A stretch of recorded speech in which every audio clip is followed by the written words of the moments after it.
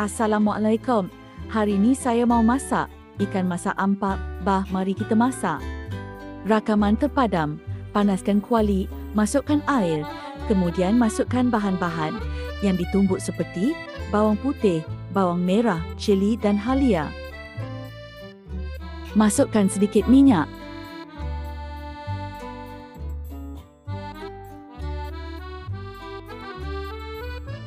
Garam dan perencah secukup rasa.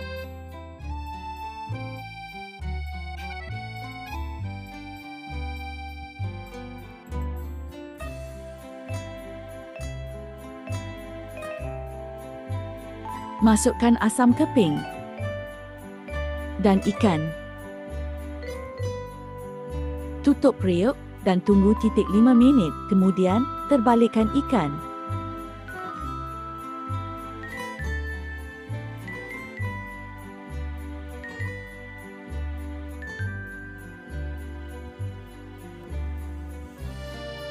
Tutup periuk, tunggu 5 minit dan siap untuk dihidang.